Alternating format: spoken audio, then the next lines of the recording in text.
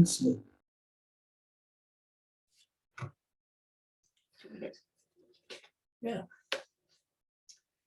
Well, a good time today.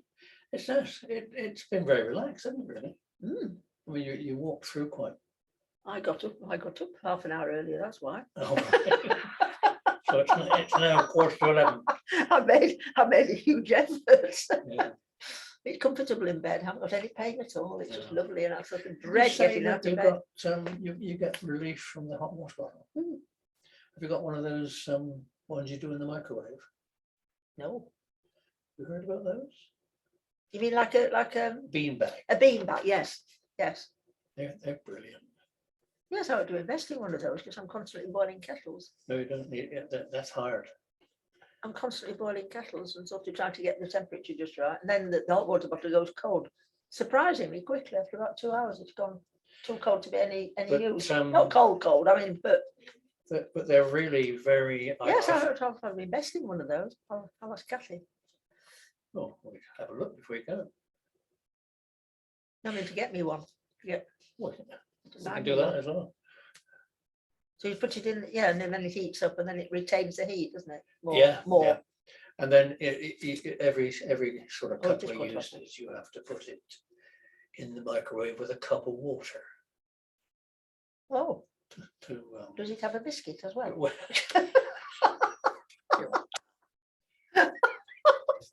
Right. Good morning, everyone. Welcome to another Monday morning history. I hope you're staying safe and watching the weather from the inside. I did tell you on the second set of notes about Cedric's forthcoming 100th birthday. And then, of course, they circulated it on this week's notes last night. So that's a rather nice, heartwarming development. The other piece of news is that Judith decided to do a couple more sessions before she has her operation. So we shall keep going until the end of March, beginning of April, probably. But I'll keep you posted on that. Apart from that, Judy, good morning and welcome. Thank you. Good morning, everybody. The reign of, well, I'll just say thank you for being so loyal. I know I say that a lot, but it's very important to me that you are so lovely and loyal. The reign of Queen Victoria continued. Forever. Well, she did live to be 81, so she was queen. That was you can easily remember it because she was 18 when she became queen, 1-8, and then you turn it around, 8-1, she died. So that's how I used to tell when we taught it for O level and A level, that's how I, just to remember it that way, a mnemonic. So 1861 was a sort of turning point, obviously, in her life. Nothing was the same again. The entire royal family were hit very hard by the bereavement. It wasn't just her bereavement. The children were heartbroken, and the two older daughters, particularly Vicky, who was living in Berlin, she'd been married for several years by this time, and Alice, particularly, were completely distraught. Vicky felt very, very guilty that she wasn't able to leave Berlin and come to her father's bedside. Alice had taken the brunt of the nursing. She had actually nursed her father, or been a carer, we would perhaps say today. But she had nursing skills, and the poor Queen certainly hadn't. She was so hysterical and so in such a state that even she couldn't even give her husband a drink of water without spilling it. She really had no discernible nursing skills because she was too agitated and nervous, and the doctors had to sort of tactfully remove her on several occasions, or Alice had to take charge and encourage her mother to leave the room. So when the prince did die, the Queen first of all said she wanted to die. She wanted to be with Albert. She kept saying that, which was understandable. And then she said she would devote the rest of her reign according to his wishes. She would never let anybody persuade her to do anything that was against his wishes. That she would go into perpetual mourning, and she created numerous memorials to Albert, particularly in the Highlands. Somebody rather sarcastically said every excuse me, every mountaintop had to have a statue or a memorial to Albert in the area around Balmoral, because every mountain that they'd ever climbed together held sentimental significance for the Queen. She also decided, although she didn't make this public at the time, that she was never going to go out in public again. She wasn't going to be seen by people as a grieving widow. And she couldn't understand why anybody would want to see a grieving widow. She persuaded it herself that she was doing it for the sake of her people. They didn't want to see somebody that was so devastated and crying and so upset. She became an even more dominant, controlling mother than she had been.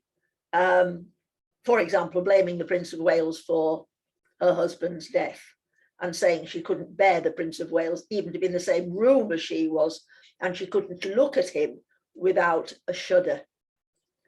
An awful thing for the poor young man to get used to, the idea that his mother was so alienated by this belief that it was all his fault that Albert had died, that he caught cold when he was in Cambridge reasoning with the Prince of Wales about his affair with the young lady that had been smuggled into his quarters by the other soldiers, by the other cadet soldiers.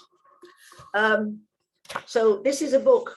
Some of you will probably maybe have even got this book, Lucy Worsley, Queen Victoria. It's a fairly recent publication.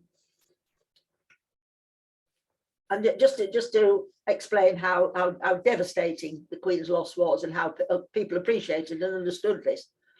Lord Clarendon, for one, believed that without sensible Albert, Victoria was utterly lost. No other woman, he wrote, has the same public responsibility or the same motive for being absolutely guided by the superior mind of her husband. Once again, insiders began to worry that she would fall prey to the Hanoverian family madness. Florence Nightingale heard that the widowed Victoria was wasting away physically, half the size she was, and was unable to see more than one person at a time for fear of going insane. Dr. Jenner, who had by now replaced the kindly Dr. Clark as the Queen's chief medic, did not mince his words. A species of madness had come upon her, he claimed, and it was, quote, hopeless to contend with it. Her withdrawal from public appearances was due to nervousness, he thought. That's the word she kept using. Meanwhile, Lord Halifax considered that there was considerable, quote, evidence of insanity. And this is what the Queen wrote to her uncle. But oh, she wrote to her uncle Leopold, that Albert should be cut off in the prime of life, cut off at 42, when I had hoped with such instinctive certainty that God never would part us, is too awful, too cruel. She had lost the confidence to appear in public, retreating behind the walls of Windsor, to the disappointment and the increasing disrespect of her subjects. And the latter part of the sentence is significant. Martin's found a very good photograph. Photography was obviously in its fairly early stages, been sort of invented in the 1840s. So we're talking only 20 years later.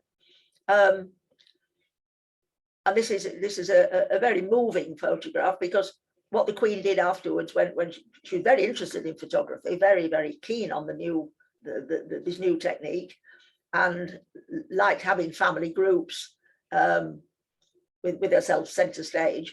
But Albert always had to be in the picture. So there was a bust of Albert, or she would be looking at a picture of Albert, holding that on her lap, or she would be looking at, she'd got various pieces of jewellery with miniatures of Albert, which she wore all the time. There's certainly a bracelet with a miniature of Albert, and she would be photographed gazing at that. Albert always had to be, well, not remembered, but actually be in the picture. And then Martin's found a very good picture of Queen Victoria's mourning dress. Most of her dresses have survived, and they were available in a lovely display that my daughter and I went to many years ago now. Started off, it was at Kensington Palace. The display began with dresses that had belonged to Princess Charlotte, the one that died in childbirth, who should have been our queen. And then some of Victoria's clothes from when she was a little girl. And then a whole progression of her clothes, going up to, well, within a few weeks of her dying, as she got smaller and wider. But for the first few years after her bereavement, she'd actually lost weight. It isn't true that she ate for comfort and immediately expanded. I had thought that, but as I did more research for this talk, I realised I was quite wrong, that she actually got smaller and more slender, which she'd never actually been. She'd always been rather very fond of her food and rather chunky. Certainly not a wasp waist. So she grieved, and she didn't enjoy her food, and that lasted for several years. And it was only when she lost her mobility that she started to put on weight so significantly. For over 10 years, she refused to open Parliament. They had a crown on a cushion to represent her, which is interesting because our current queen, the same things happened. She'd worn a hat, or she hasn't worn anything on her head. No, she wears a hat, and the crown is on a cushion at the side of her. Well, that's how they compromised, with Queen Victoria flatly refusing to open Parliament. But that doesn't mean there weren't any parliaments. That meant that they had to manage without her in person. But she wouldn't do anything else. She wouldn't go out in public at all. She wouldn't go, do any of the things that are expected of the royal family, because she hadn't got her husband with her anymore. It was as though he'd taken all her confidence and all her ability to be seen in public and to know what to say. She'd never been very good at knowing what to say to people. Albert, despite the fact it was his second language, English was his second language, was very much better at doing that. And so she had relied on him, really, that if he could talk, then she plucked up the courage to talk as well. But she waited for him to take the lead. And so now she just, it wasn't just grief, it was confidence. He'd taken her confidence with him when he died. But it was also, a lot of people felt, a way of saying how incredibly sad she was, and how she wanted to almost outdo everybody else with the strength of her grieving. That she owed it to Albert. She loved him so much. He'd been so important to her. She sort of practically worshipped the ground he walked on. And so she had to do this sort of mourn him in this very extravagant way. And quite a few people felt that it was verging on mania. That's why they talked about her having inherited the family insanity. Nowadays, historians describe it as a nervous breakdown, although that's an old-fashioned phrase now, but that she just mentally and physically sort of collapsed after her bereavement. lot of comments, of course, from the public that this, when this went on and on, year in, year out, she wasn't appearing in public at all. People wondering if she was dead and it had been pushed up. She actually died. And she was called the Widow of Windsor. She just didn't come out of Windsor Castle. She just quietly got on with it. She was working, which people didn't realise, and it's very relevant because it was on the news today. What is the Queen? What do they mean light duties? Oh, she's doing her red boxes, and it takes 3 hours. It was on this morning on Radio 4 this morning that the Queen take up to 3 hours to go through the red boxes, and somebody was saying, well, what actually are these red boxes? What does she do? Queen Victoria was meticulous, as Albert had been, in keeping that side of things going. She was meticulous about that, even though she found it very difficult without Albert's help. But she was adamant that she would not be seen in public, and therefore people felt they were not getting value for money. I actually expressed it in those terms. What is she doing with all the money that we, the civil list, this huge amount of money that we give to the Queen and the royal family? What exactly is the Queen doing in return for this money, which comes from the taxpayers? So surprisingly outspoken. People, after a while, just became very impatient and thought, well, after 2 years, standard period of time for mourning, why isn't she doing what she's supposed to do?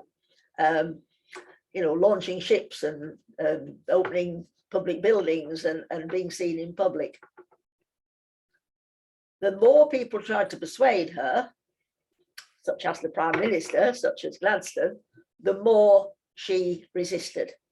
She hated being told what to do.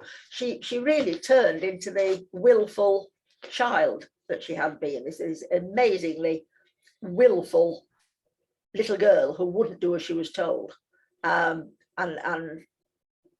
dug her toes in and refused to do anything. That once she'd said she wouldn't do it, that was it. She wouldn't do it. No point in trying to persuade her, whatever argument she used. No, I am not appearing in public. And then Disraeli, who was much more sympathetic to the Queen than Gladstone was, and understood her situation because he was bereaved, and he was much more sensitive and kind and sympathetic, and then cunningly suggested that the Prince of Wales and his wife, Princess Alexandra, who was very beautiful, that they were now incredibly popular, and more so than the Queen had been. And of course, that was exactly what she needed. She did not want to be replaced in public esteem and popularity. She immediately said, right then, I'll open Parliament. So Disraeli managed to not talk her round even, just suggest that she wasn't popular anymore. So when the Queen did come, then she did return to limited public duties, her popularity returned. It was sort of hiding, it was in abeyance. In 1876, again, it's Disraeli who did this for her, she'd been dropping hints for quite a time. And again, it was a competitive element. Her daughter, Vicky, had become Empress of Germany. They didn't have kings, they had emperors. Germany was a new country. 1871, Germany was united and was an empire. An emperor and empress, and her daughter, somewhat to Queen Victoria's horror, was actually more important than her mother. She was an empress, which sounded more important. And Victoria was quite a simple soul in many ways. She was quite jealous of her daughter. So she started dropping hints to the Prime Minister, to Disraeli, that she would quite like to be the Empress of India. And Disraeli tried to talk her out of it. And as we've already said, that never worked with Queen Victoria. Once she got an idea, that was it. She would just keep on and on about it. So she kept on and on about it. And eventually, Disraeli, who was persuadable, gave in, and she did become the Empress of India. And the public, therefore, shared in this development, that we had a great empire, and there was commercial implications, and that if Queen Victoria became Empress of India, that was something that everybody could rejoice in and share in, that we were expanding our empire and how wonderful that was. And all the ideas that went with that God had blessed this country, that we were special. We were like the Israelites in the Bible, special, chosen people. Or why would we be so successful? Obviously, God had blessed us and chosen us, and Queen Victoria was partly responsible for that, because she was such a good living woman. She'd set such a wonderful example.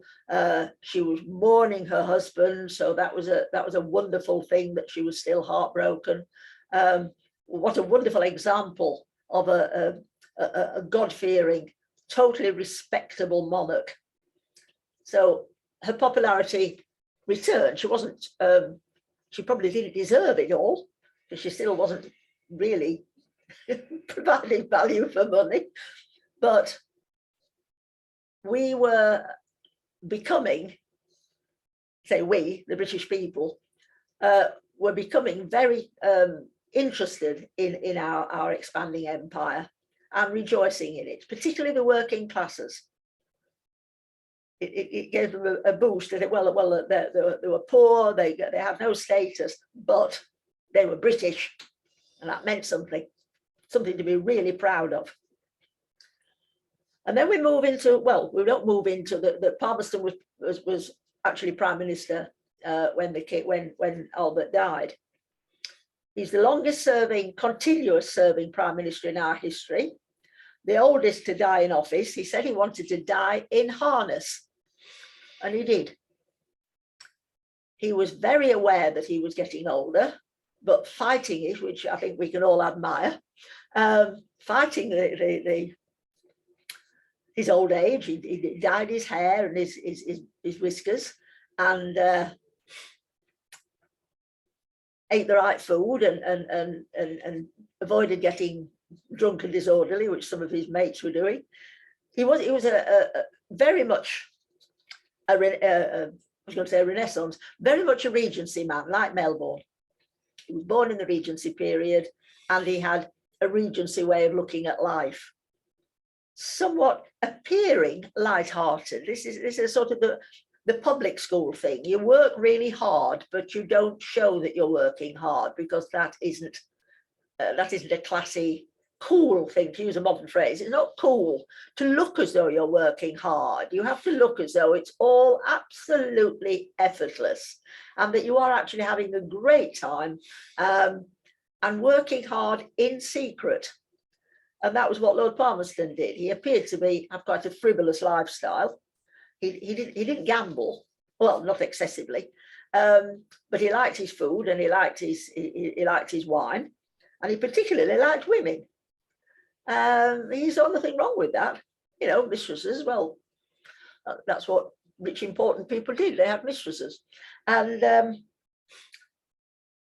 he is associated with British pride and self-belief. Foreigners, of course, called it arrogance, but it is the period building up to the time just before the First World War, when we appeared to be good at everything.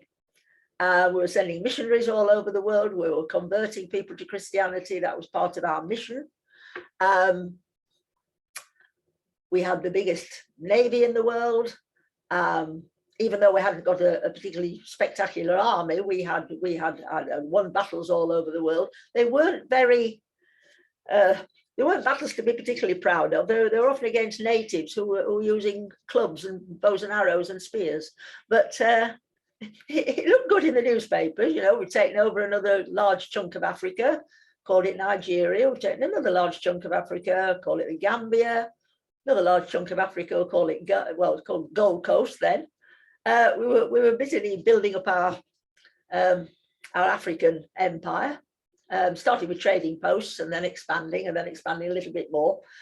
So Lord Palmerston is associated with the expansion of the empire, and he's famous, particularly famous, for two speeches he made. The first one was to do with this, what was called the non-Pacifico incident. But it went on, it wasn't just an incident, it went on for quite some time. Non-Pacifico was a dodgy dealer. He was a merchant and a diplomat, but he was definitely a rogue. He lied and he cheated. He wasn't an attractive character at all. And to cut a long story short, he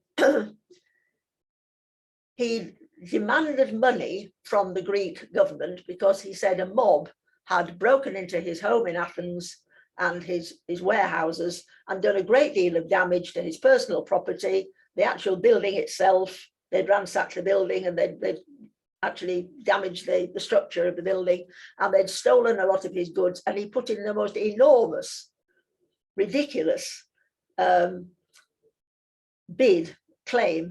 to be compensated for what the Greeks had done to his property.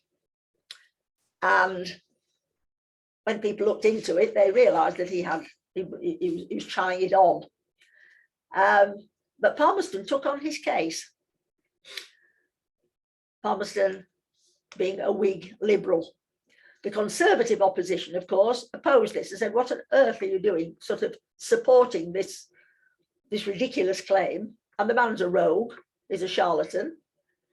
He is not worth supporting. So why are you supporting him?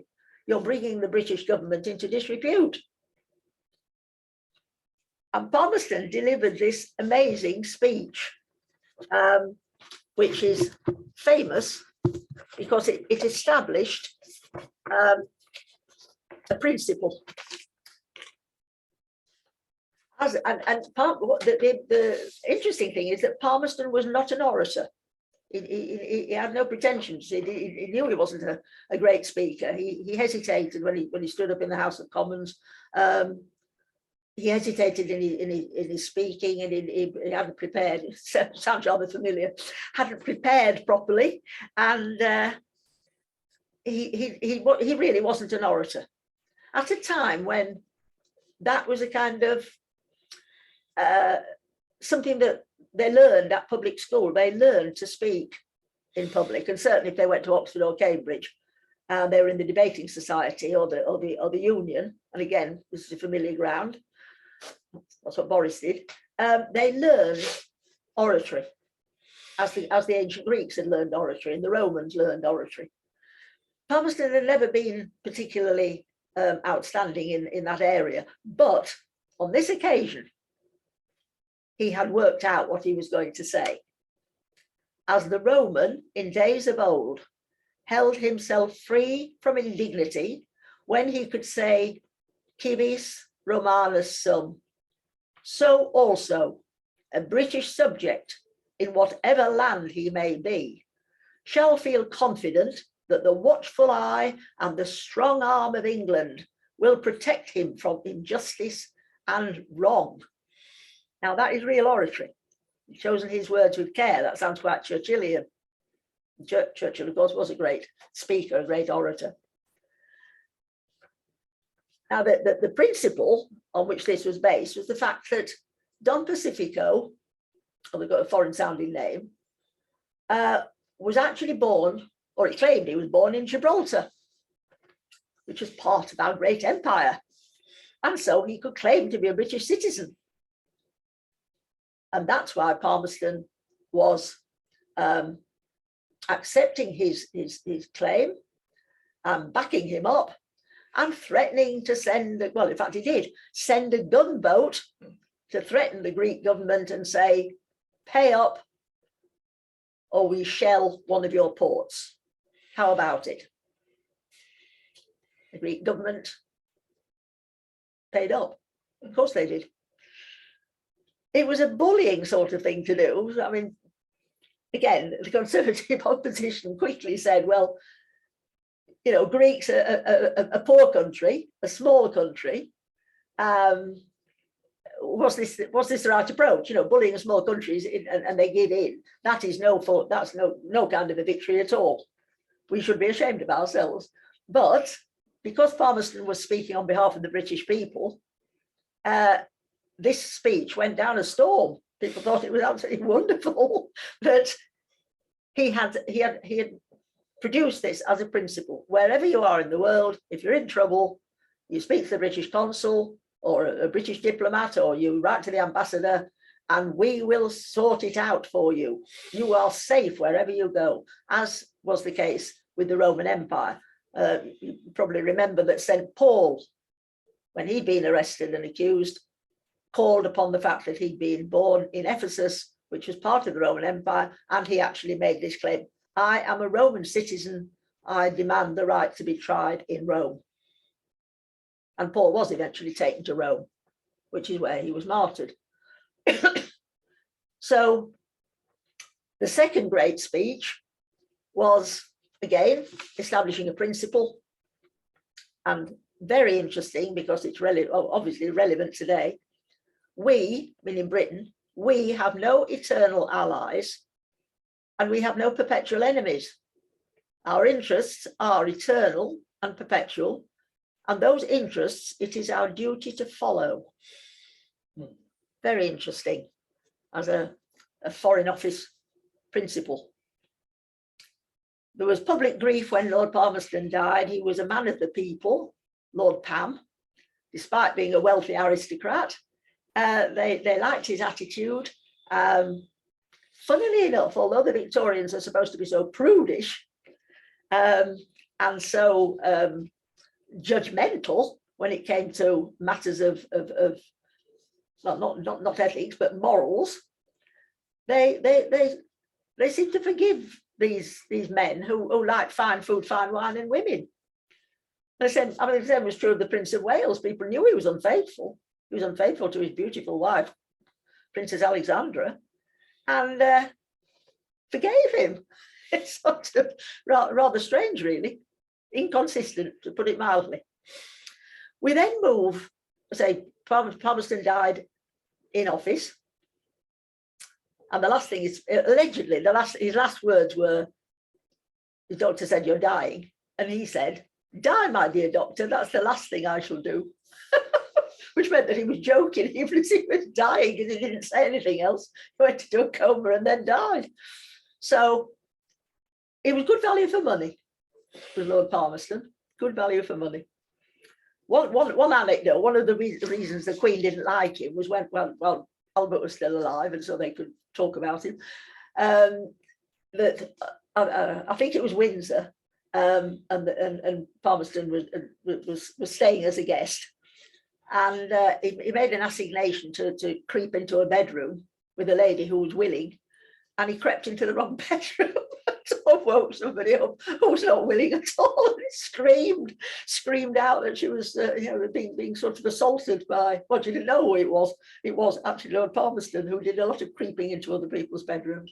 So you can imagine that went down a storm with the Prince and the Queen, who were very, very prudish about sexual morals, or lack of sexual morals. We move then into the age of Gladstone and Disraeli. Gladstone first, and Gladstone was Prime Minister 4 times, much to the Queen's horror. She actually, well, she detested him. She really couldn't stand Gladstone. The Whigs had now turned into Liberals. A kind of transition had taken place, and they were now definitely Liberals. Now, Gladstone had a very interesting early life, political early life. He started off his life, when he first became an MP, as a reactionary Tory. Reactionary. He'd actually voted against the emancipation of the slaves in the West Indies. because his family, Lancashire family, had gained much of their family wealth through slavery. They had plantations, and not just money invested in plantations, not just shares in plantations, but actually held plantations, and obviously used slave labor. So this later, of course, was an embarrassment.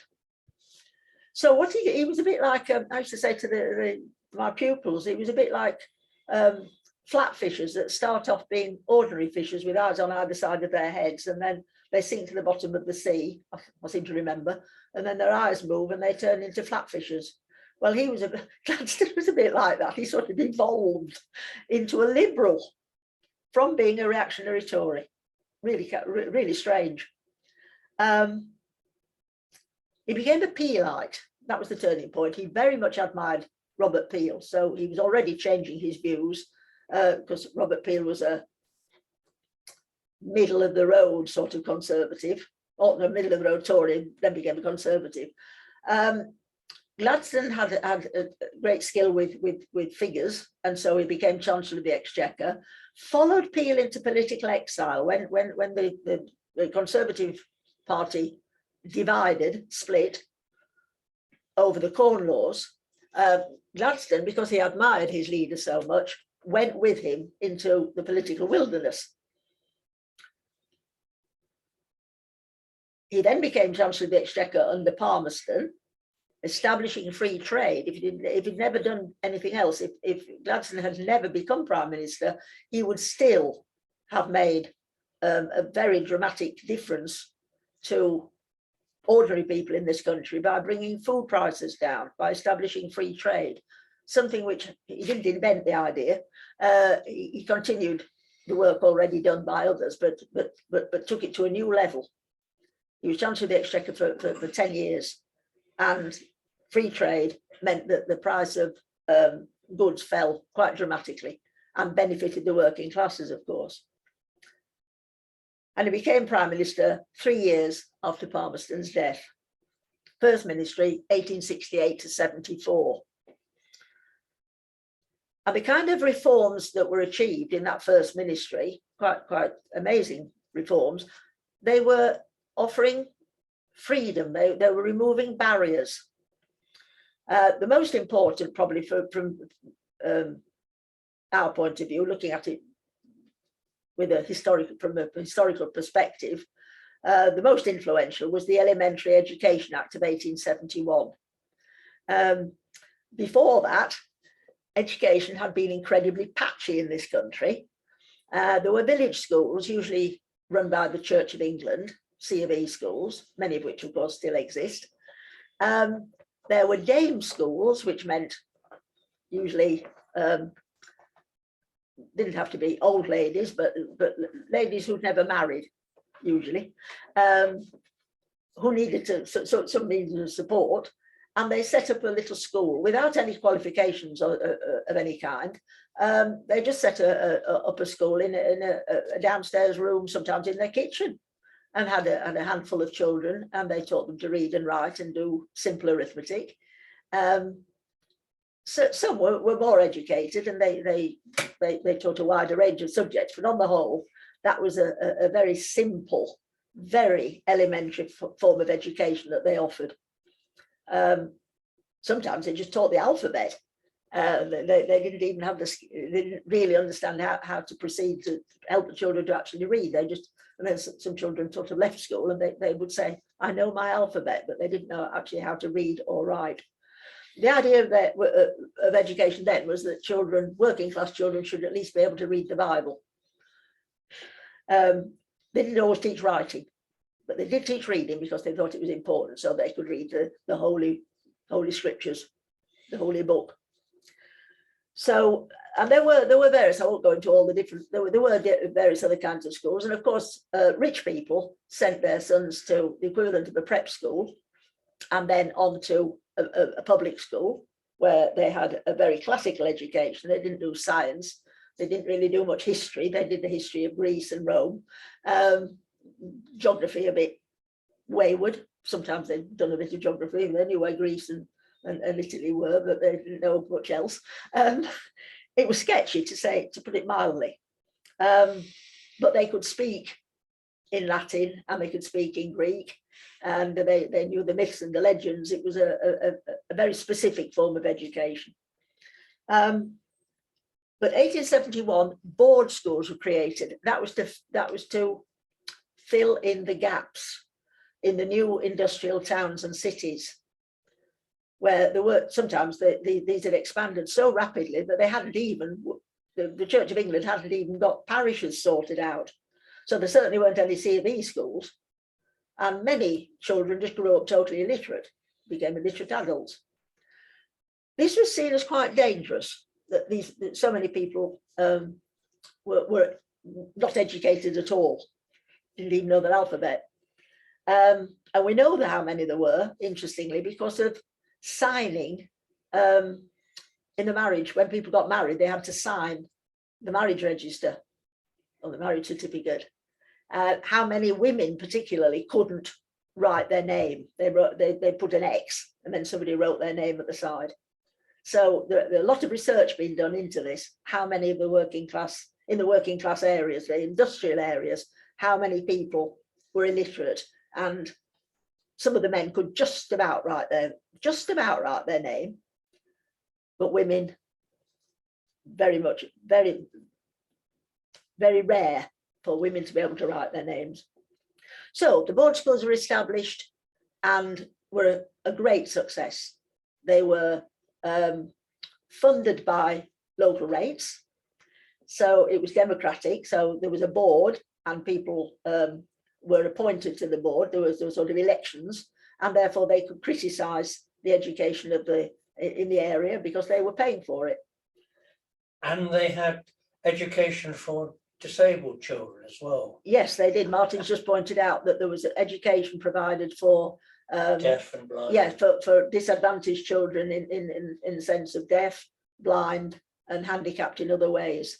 And they were very good, actually, considering we're talking such a long time ago. They were very advanced, and many children benefited from that. Many children benefited from the fact that they were having a particular kind of education tailored to their needs.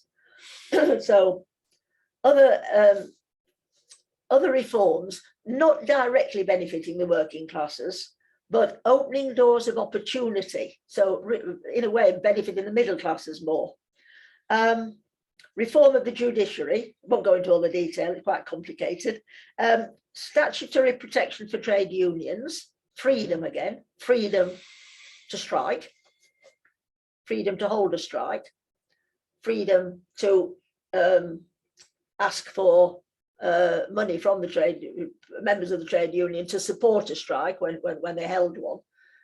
These had all been questioned in the past, and lawyers sort of taking those rights away. It was now made very clear that trade unions had statutory rights, particularly to hold strikes or go slows or whatever it was they were using as a weapon to try and get more money or longer holidays or whatever it was. Exam qualifications for entry into the civil service. Now, what happened before was it was jobs for the boys. It was people who'd been to public school who knew somebody else who was, a good chap, he'd been in the cricket team, recommending friends, the old school tie it's called, isn't it? This had resulted, some people were bright and clever and had ability, but there was an awful lot of dead wood in the civil service, an awful lot of incompetent people who got the job simply because they knew somebody else who'd already got a position in the civil service, and they'd risen in the civil service, they'd been promoted, not because they were any good at the job they were doing, but just because they knew somebody. They knew the right people, it's called, that phrase, he knows the right people. So to many people's horror, this Liberal government introduced exam qualifications. You had to actually pass an exam to get into the civil service, and then you had to pass some more exams to be promoted. Shock horror. It was an opportunity for very bright working class boys or young men to take these exams and rise through the ranks, rise not to the very top of the civil service, there was still a sort of ceiling. My father benefited from this. He was, he had 1 year's extra education. He left school at 15, but with no exam qualifications. He'd been to an elementary school and then what was called a central school in Barnsley. And then he got a job as a clerk because he could write nicely. And then somebody recommended him for a better job with Yorkshire Traction, which is the in the wages office, dealing with the wages. And then his boss again recommended him, said, "Why don't you take civil service exams? You're better than this. You know, you can get on really well." And my father said, you know, the usual, "Oh, not for the likes of me," sort of thing. And then his boss just urged him and said, "Well, you know, you're wasting your time here. You could do really well." Took the exams, passed, and then got various promotions, did really well. So this was a very interesting reform, because then it happened with in other areas. Except, interestingly, the Foreign Office, which is all, even today, has its reputation for being rather stick in the mud and old-fashioned. Doors of music while we learn. Sorry. So the government opened the doors of opportunity to previously barred groups via public exams. Great resistance, as you can imagine, because many people who'd been absolutely guaranteed a job were now barred because they couldn't pass the exams. So it benefited many people, but meant that some people were going to be unlucky. And Gladstone then became the People's William. They were very good at giving people nicknames, and they called him the People's William. It was strange because when he spoke, he was never really a great orator, because he specialised in incredibly long sentences, incredibly long sentences that went on and on and on and on, with subclauses and supplementary clauses and lots of commas, and people tended to sort of lose track of what he was saying. But even though he was speaking to working classes in this way, they just appreciated the fact that he went, like politicians do today, he went and spoke to his constituents, and then when he was Prime Minister later, to just crowds of people. One of the specialities was to have a train, and they would go to the back of the train, the guards section, and the train would stop, and then crowds of people would come, and he would speak to them. It was the kind of thing that American politicians do, and they do it in the United States a lot. But Gladstone sort of invented this idea of taking the word out to places and areas that wouldn't normally see politicians, and certainly not the Prime Minister. He sort of invented this idea, which is commonplace now, of course, that Prime Ministers go out and about and speak to the electorate, not just their own, not just their own constituents, but out into the public arena. So that was something that Gladstone invented, and that's how he got the name, the People's William. They felt, ordinary people felt, that this was a mark of, he was showing them respect. He was regarding them as important, and that made them feel good about themselves, and that's how they gave him the name. And he deserved it, because he worked very, very hard, way into old age. Second ministry, and third and fourth ministries, the Ireland tended to take over as the really important issue, Irish Home Rule. Ireland, of course, belonged to us, been taken into the Union in 1800. So the United Kingdom included the whole of Ireland, but they wanted independence, they wanted freedom. And so the end of the century, the last part of the 19th century, was very, very but not totally preoccupied, but it was a huge issue that the Irish, because they weren't getting what they wanted, had turned violent. So we've got the Sinn Féin prepared to use violence in order to gain their objective, which was freedom from this country, independence. 1896, Gladstone died of throat cancer, which had spread, so it should have been 1898, which had spread throughout his body. I need to make a correction from, I think it was a fortnight ago, or it might have been a fortnight before that, when I said that we gained Cyprus after the Crimean War. My humble apologies. We didn't gain Cyprus after the Crimean War. We gained Cyprus after the next incident, which we're going to deal with. So I'll make that clear. Luckily, I didn't put it in the notes. I just sort of said it, and when I got home, I realised. I thought, oh dear, Misspoke. Yes, I misspoke. I've said something that's completely historically wrong. Queen Victoria couldn't stand Gladstone. She liked him when he was younger because he was so,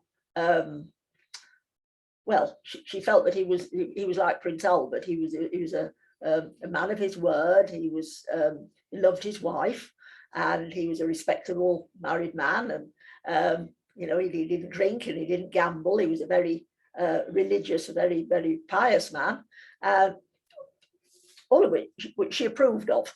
But then when Albert died and she was having to deal with statesmen and politicians by herself, on her own, without anybody helping her and prompting her, and Gladstone's long words, some of which she probably had no idea what they meant.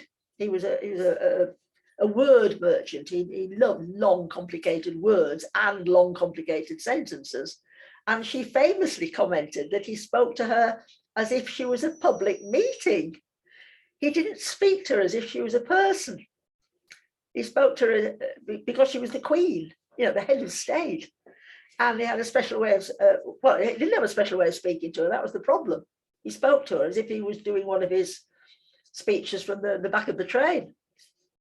And obviously, he made her feel very, very nervous that he was going to suddenly ask a question, which would reveal the fact that she hadn't understood the last 15 minutes of what he was saying, because he talked a lot and she probably didn't understand a lot of what he was saying. And that would have made her feel very uncomfortable and then angry, because people don't like to be made to feel like that they're being judged as not very bright. And the Queen was very aware that she hadn't had a great education, and that Albert had been, that's why he'd been so wonderful. He'd helped her out, so nobody would have suspected that sometimes she didn't really quite understand what was going on. He didn't know how to change. He didn't know how to improve the situation. He wasn't a sensitive character at all. He was actually quite egotistical. So this situation just got worse and worse. And he once said, the Queen will be the death of me. She is impossible. And she was saying that she believed he was mad. Very interesting that she used that phrase, because people were saying it about her. That he was a half mad, she did say half mad, a half mad firebrand. She very strongly disapproved of him going out talking to the masses. And he used that word, masses. They often use that word, meaning ordinary people. He was paying them a compliment. He was respecting them and saying, you know, they have opinions, they have a right to be considered, they have a right to know what's going on. And she was thinking he sounded like a revolutionary, a demagogue. He sounded as though he was whipping up the working classes into a state where they would take power. You know, he was a dangerous man. She really believed he was a dangerous man because of his relationship with the working classes. She really believed that he was up to no good, and some of his ideas were crazy. And so not only did he make her feel inferior, and she probably had she came over as having very high self-esteem and being very egotistical herself, but in actual fact, she was feeling very nervous about her shortcomings. So with one thing and another, they had a very, very difficult relationship. And she wouldn't let him. It's interesting that as he got older and he got rheumatism and aches and pains, although basically he was healthy, didn't have anything life-threatening, but he certainly had aches and pains, as we all do. And, you know, he went on into his 80s. She wouldn't let him sit when I mean, that was the standard procedure, that you don't sit in the presence of royalty unless they invite you to sit down, and usually they don't. Well, I say they, I don't mean, I mean then, not now. So it was standard procedure that that the Queen didn't invite people to sit down, but usually it was only a very short meeting. The audience was only for a few minutes, so it didn't matter. Speaking to the Prime Minister, it was often an hour or even more. You know, he was reporting what had happened in the House of Commons, talking about the state of the nation and so forth. And she kept him standing. When Disraeli became Prime Minister, he also had rheumatism and arthritis. And because she loved Disraeli, she really did, was really fond of him. He was allowed to get a chair and come and sit. So they were sort of not touching knees, but sort of talking. You know, it's like talking to a member of her family. And then at the end, you should say, put the chair back so nobody knows that you've been sitting down. And, you know, that was her way of showing him particular favour. But when it was discovered, of course, caused resentment, because Gladstone was actually needed a chair more than Disraeli did. And of course, the reason it went on a long time was because he was talking so much and using these long words and these long sentences. He didn't cut down on the time. He didn't seem to know how to, which is another reason why she got so cross, that he was taking up her time, going on and on and on. But also that he was nagging her, and she did not like being nagged and harassed. He kept asking her to go out into the public, and the people were talking about her and being sort of negative, and she totally and utterly resented that, being told what to do. How dare he? You know, he was a subject. You know, she went all kind of medieval or Tudor on him, and he kept saying, you know, you really ought to open Parliament. That's the least he could do. No, absolutely no. It was Disraeli that persuaded us to open Parliament by using cunning methods, psychological methods. Poor old Gladstone couldn't do anything like that. He really wasn't sensitive enough to other people's feelings. So Disraeli became Prime Minister in 1874. He'd had an interesting early life, very interesting, Jewish, of course. His father, Isaac Disraeli, was, he loved books. He had the most amazing library of books which he collected, including some very old, very, very rare books.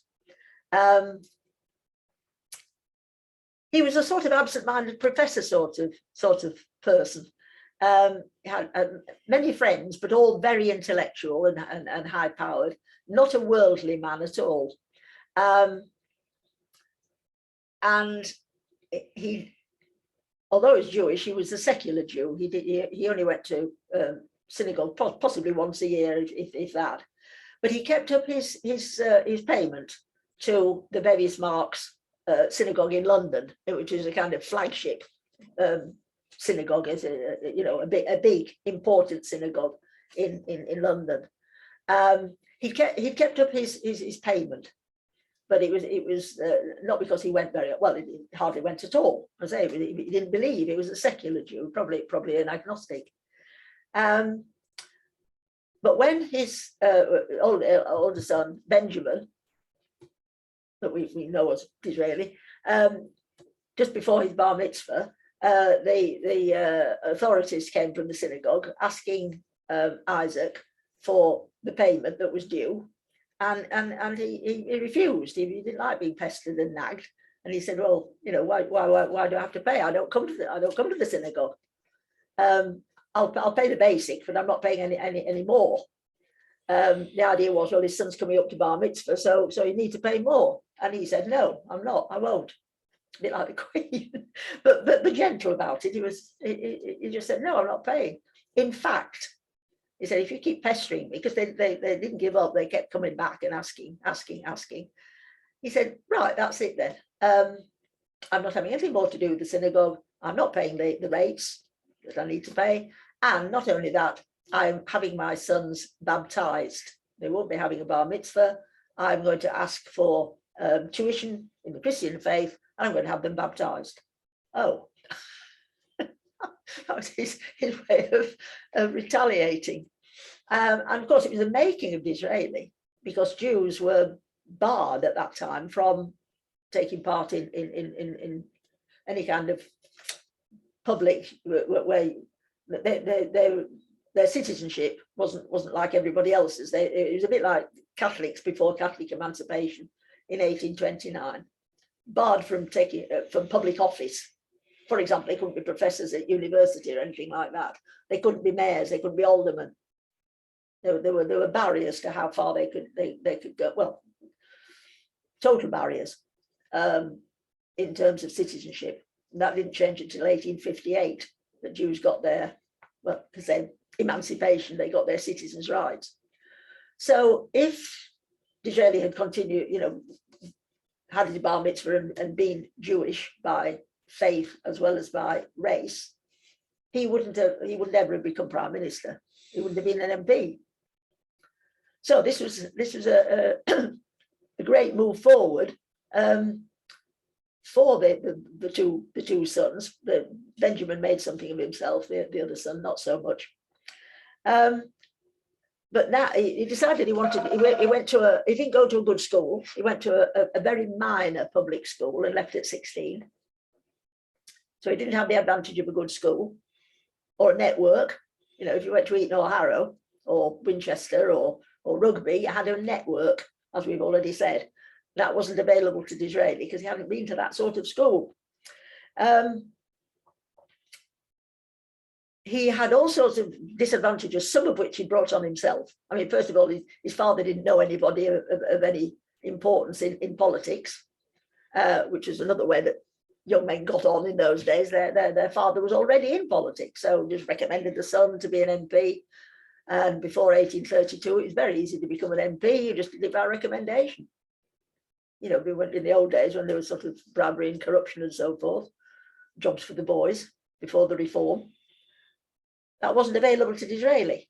So he started off as a liberal, then he decided he'd be an independent, and then he decided he'd be a Tory conservative. He was desperate to get into politics. He decided that this would be a good way forward. He was very ambitious. Some of the things weren't his fault, like the fact that his father was a sort of absent-minded professor and didn't know anybody worth knowing that could help Disraeli to get on in the world. But some of the things were Disraeli's own fault. For example, he dressed in a very flamboyant way, like a peacock or a parrot. He loved bright, extravagant sort of clothes. Regency men are dressed like this, but then a change took place and men were wearing very sober clothes, sort of dark colours, white shirts, more like, well, not today so much, but in the 1950s, you had to dress smartly and wear a tie and so forth if you wanted to get on in the world. And Disraeli seemed to sort of go against this quite defiantly and wore very bright waistcoats made of brocade, which had been fashionable, but no longer were. And also he didn't have much clothes then, so he was wearing colours that clashed and so on. Showing off, really, it was his youthful way of making a mark and showing off, full of confidence. But this actually worked against him. People thinking, well, stupid young fella, what do you think he's playing at, showing off like that? And also getting into debt. It isn't true that all Jews are good with money. He had absolutely not a clue. He was constantly getting himself into money trouble. And his father, who did make money by selling his rare books, etc., and was like a professor. He had all sorts of ways of he had fees and charging, his father wasn't poor by any means, but constantly having to bail his son out of also some problem he got into, and being literally followed by shopkeepers to whom he owed money, who were knocking on the door and demanding the money and getting really nasty about it. So that wasn't very helpful for a future politician, to have money problems, huge money problems. So that's why he kept changing. He didn't really have any political principles, so he kept changing, trying different things. Eventually, he was spotted by somebody in the constituency that had 2 MPs in those days, and somebody took him under his wing and encouraged him, and he became MP for High Wycombe. By which time it settled down and decided he was a conservative. It'd been several other things before that, and one of his great advantages was that he was a man of words. He could speak well. He was an orator. So when he eventually became Prime Minister, he'd had a very rocky ride. He'd had a very difficult sort of trying to become an MP and been a struggle. And he famously said, "I have climbed the greasy pole." It's a lovely expression. The greasy pole analogy was that in fairgrounds and fetes and summer fairs, that kind of thing, one of the things the Victorians enjoyed was a pole covered in goose fat or grease of some kind. And yeah, you paid some money, and to see if you could climb it. If you could climb it, there was a prize. Often it was a pig. There was some sort of, usually involving food, because this was a sort of working class kind of sport. Climbing the greasy pole, incredibly difficult. You probably get halfway up the pole and then come slithering down, all covered in grease. So yes, you had to wear very old clothes that didn't matter, because it was such a dirty sort of messy thing to do. And if you did finally achieve success, you really did deserve the prize, whatever it was. I say, often it was a mountain of food of some sort, or a live pig.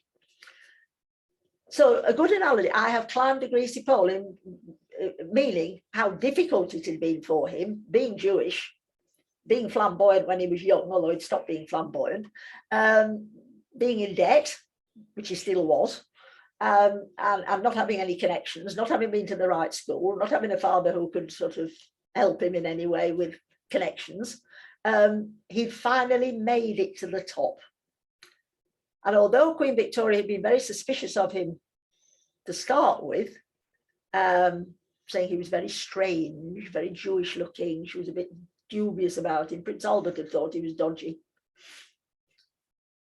he actually became a friend to the Queen, a genuine friend. Another famous thing he said, which sounds very cynical. Well, it is cynical. Everyone likes flattery, and when it comes to royalty, you should lay it on with a trowel.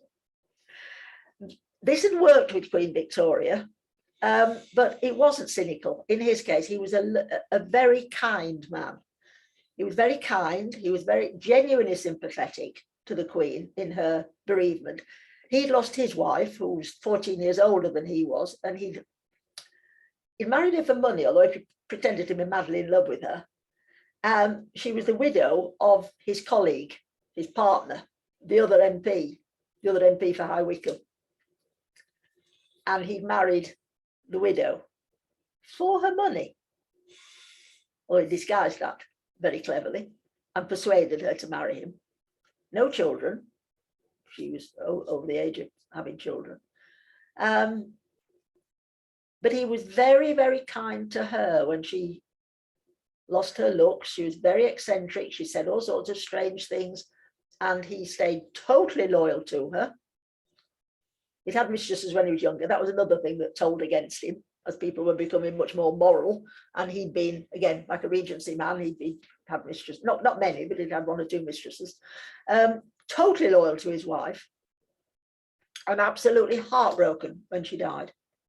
And so he could relate to the Queen. He bonded with her, and they talked about their respective bereavements. You know, he couldn't imagine talking to Gladstone about it, but you know, they were they really had a connection. He was kind and sympathetic and thoughtful and understanding, and the Queen opened up to him and talked about how she felt, and they were genuine friends. That's why she offered him a chair, so that they were speaking as, you know, equal height. He wasn't standing over her. And his ministry, although he was a conservative, was famous for many reforms. Trade union reform, extension of the school leaving age, Artisans' Dwellings Act, which was amazing. That was slum clearance, a century before it sort of happened again after the Second World War, slum clearance on the large scale, well, in the 1960s, knocking down the back-to-back houses and building high-rise or building new estates.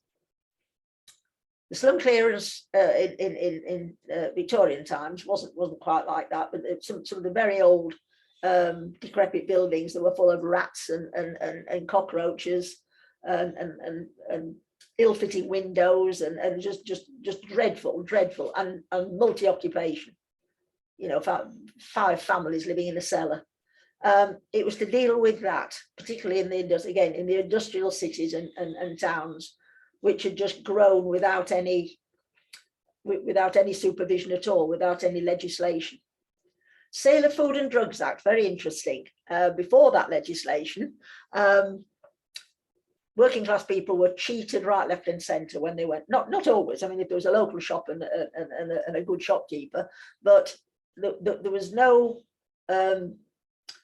provision made, there were no rules and regulations about food. You could sell food which was way past its sell by date. I'm just going to say people tend to go by smell in those days. There weren't any dates on anything, you know, use by or sell by. Smell by, yes, yes. You know, they smell fish, and if it smelled horrible, they wouldn't buy it. But there were ways of disguising smell, and some people, not shopkeepers and people who were selling in marketplaces, had ways of disguising meat that was practically walking about by itself. They would sell it, and then of course the whole family would be ill. They'd eaten something that would make them really ill and possibly even die. If they were small children, would die. The other thing that happened was adulteration of food. That was widespread. Adulteration means you added something to make it go further, so you were selling it as if it was the genuine article. For example, tea, which the working classes had been persuaded to drink instead of beer. You could make tea go further by getting some autumn leaves and crushing them up, making them really tiny like tea leaves, and then putting them in with the tea. Working class people would buy that tea and not realise until these leaves kind of floated to the top, and then they'd realise that they'd been cheated. Flour, very easy to adulterate flour. You could put all sorts of rubbish into flour. To chalk, for example, probably wouldn't do you any actual harm, but working class people were paying, you know, they'd hardly got enough money for food anyway, but what they were buying was rubbish. And some of it was poisonous rubbish. Alum, for example, putting, you know, anything white and powdery you put into the tea, into the flour, and sold it. Then shopkeeper was making money, and the working class buyer was suffering because it wasn't even genuine flour. They were trying to make bread, and it wasn't working out. But it's too late then. They'd paid their money. So adulteration of food was widespread. Salt in beer, or watering the beer, another trick. Putting salt in beer was very common to make people thirsty, so they'd buy more beer. So a lot of publicans did that. A lot of people who had a pub did that. There were all sorts of ways of doing naughty things to food. And the other thing, drugs, you just bought over the counter. You know, opium, no problem. You just bought it over the counter. Nobody checked how much you'd got or what you were going to do with it. And that's just an example of opium. You could buy all sorts of poisons. There were lots of poison cases, and you probably know. In Victorian times, it was a sort of standard way of bumping off somebody that you didn't like anymore, or to get their money, or to get revenge on them. It was just, you could just buy arsenic. No problem at all. You could buy all sorts of poisons. And the other problem was that you could buy them probably for a genuine reason, like killing rats perhaps. And then if you left the bottle lying about, somebody might think it was real, their ordinary dose of whatever, and drink it because there was nothing marked on the bottle to say what it was, or to say that it was poisonous. So Sale of Food and Drugs Act, absolutely brilliant. Again, benefited the working classes. Massive repercussions if shopkeepers did adulterate food. You know, you could end up in prison. Massive fines and prison. And the Drugs Act, you couldn't just march into a pharmacy or a shop and buy poison, whatever you needed. You had to fill in a form, you had to say what you wanted it for, etc., etc. And the shopkeeper was perfectly, well, not perfectly entitled. It was mandatory that they had to say no if people were asking for large amounts. And bottles with poisoning had to be ribbed and coloured blue or green, usually blue. And the ribs were sort of, if you're feeling in the night for your medication, and then you could feel the ribbing on the bottle and know that was poison. Possibly we're allowed to take a little bit, you know, the doctor perhaps said you just take one mouthful sort of thing, but if you thought it was your nice throat medicine, it was just a sort of link to some sort, you might take a big gulp of it and die if you didn't know it was poison. So very much, you know, huge tightening up on sale of food and drugs. Rivers Pollution Act, which is still working today. A Public Health Act, all sorts of amazing legislation. I haven't written them all down, but 1875 was known as Annus Mirabilis. They were borrowing that phrase. It was used in 1759, the year of victories in the 7 Years' War, when we had victories in India, victories in Canada, building up our empire, Clive in India, and wonderful things happening in Canada, that we were gaining territory. And so 1870, they used this phrase, Annus Mirabilis, the year of amazing events, the year of miracles, borrowed from 1759, but borrowed again from classical literature. And then, of course, our Queen used the phrase Annus Horribilis. It's the opposite, the horrible year when so many things went wrong for the Queen and the royal family and the fire in Windsor Castle. So Martin's found this great punch cartoon. Punch cartoons were wonderful. I mean, they were so carefully created that they don't look like cartoons.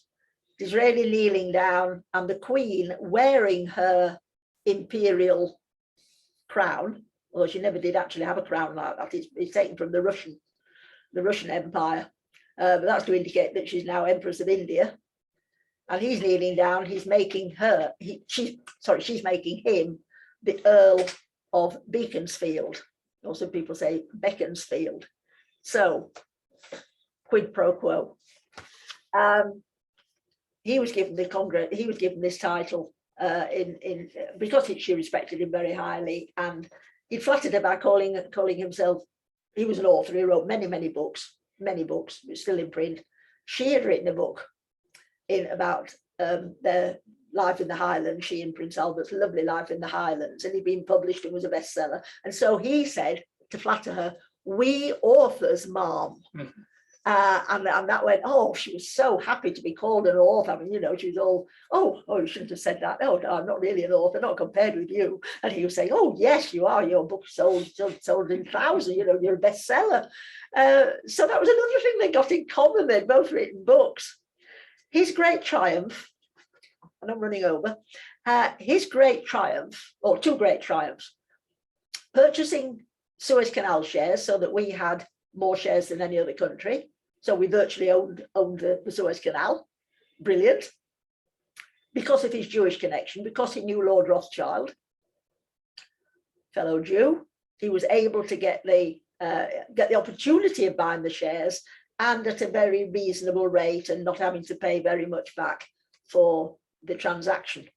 because he was Jewish. So that was very good. The Queen was absolutely delighted because he sort of rushed over to her and said, you have it, Mom, you have the canal. Like his gift to the Queen. He knew how to handle her, he knew what made her happy. And then the Congress of Berlin, which was very, very much like the situation today in the Ukraine. Russia wanting land, wanting territory, and sea as the ocean as well, in the south. It was like the Crimean War all over again. Called the Eastern Question. The Turkish Empire was falling apart. The Ottoman Empire, called the sick man of Europe. It had been a huge empire, but it was disintegrating for all sorts of reasons. Sick man of Europe, up for grabs. Different areas of the Turkish Empire, up for grabs, couldn't defend itself. Russia wanting more territory, wanting to take these areas in the Black Sea and expand into Europe for trading reasons. Fear of another war, tremendous fear of another war. And the Congress of Berlin was a sort of summit conference, if you like. And Martin's found this wonderful picture of the Congress, all these important people wearing uniforms. So a summit conference, we'd call it today, at the last minute, to try and avert war, very much like what's going on now. Lord Beaconsfield attended, despite the fact that his kidneys were very, very damaged by this time. He got really bad kidney and he was in pain. He managed to patch himself up, or the doctors managed to patch him up.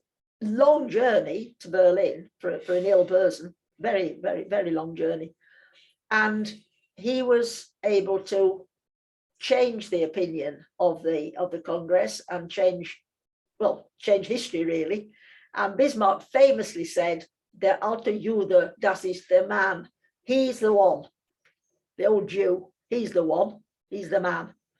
Acknowledged Lord Beaconsfield's crucial handling of the situation, averting war with Russia, and famously, when he returned to this country, "I bring you peace with honor." Quoted again by Neville Chamberlain in 1938, as we all know, the Munich Agreement, but it wasn't with honor. Whereas Lord Beaconsfield, it was with honor. War had been averted, and nobody was going away from that Berlin Congress or conference wanting revenge. Honor had been maintained. The Russians didn't invade, as they were planning to do, the Turkish Empire. And Disraeli died not long afterwards. It had been a real struggle for him to go to Berlin. He could have sent deputies, he could have sent the Foreign Secretary, but he went in person. He died in 1881, and Martin's found this lovely picture of his tomb at Hughenden with the primroses.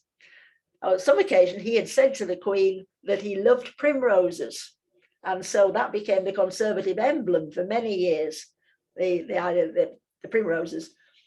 Gladstone very sourly said, when he was told, he thought lilies were more in his line, meaning something exotic. Gladstone and Disraeli absolutely hated each other for all sorts of reasons. They were like chalk and cheese. And so he was very sarcastic about this idea that Disraeli had loved something so British, so English, and so humble as a little primrose. Lilies are more in his line. But the Queen had picked up on this, and she brought primroses. She didn't attend the funeral because monarchs didn't in those days.